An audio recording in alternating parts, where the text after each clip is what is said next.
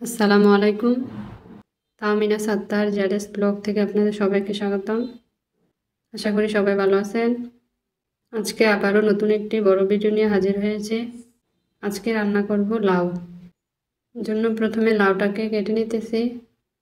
আমার রান্নাটা দেখতে হলে ভিডিওটা কন্টিনিউ করতে হবে। কিভাবে রান্না করি ভিডিওটা দেখতে থাকুন, আপনাদের অবশ্যই ভালো লাগবে।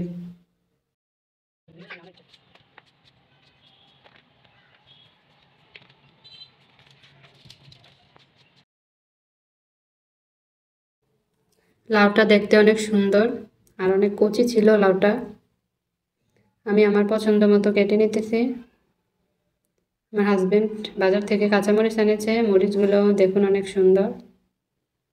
আর এদিকে আমি মাছ ভিজিয়ে রেখেছিলাম, এগুলো ভালো করে ধুয়ে নিচ্ছি। পাঙ্গাস মাছ দিয়ে লাউ দিয়ে রান্না করব।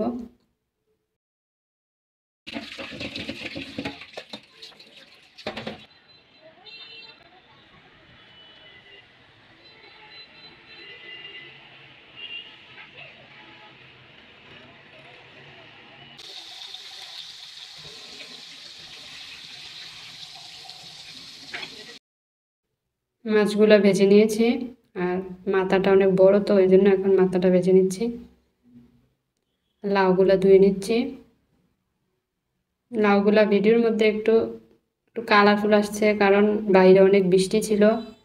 এই জন্য বাইরে জ্বালানা বন্ধ করে ভিতরে রান্না করছি, অন্ধকার লাগছে, তো এই জন্য ভিডিওটা ভালো আসে নাই।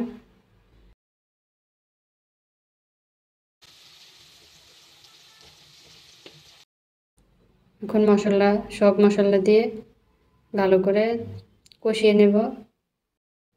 এখানে আমি জিরার গুঁড়া,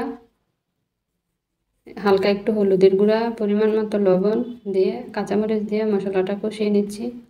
এদিকে দেখুন আমার মেয়ে মাছ খাচ্ছে। এখন লাউগুলা দিয়ে দেব। আজকে আমি লাউর সাথে মুসুরির ডাল দিয়ে রান্না করব।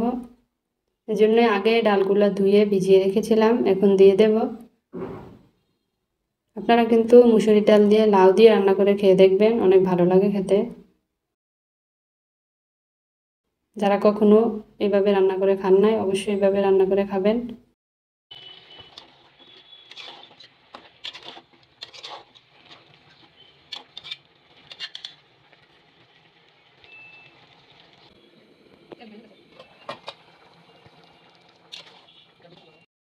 এখন মাছের মাথাটা দিয়ে দেব, ভেঙে নিয়েছি, সাথে আরও মাছ দিব।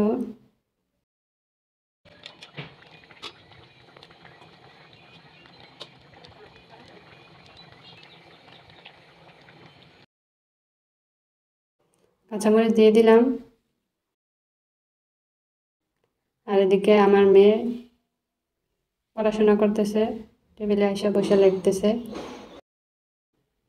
আজকে লাউ রান্নাটা কেমন হয়েছে অবশ্যই কমেন্ট করে জানাবেন।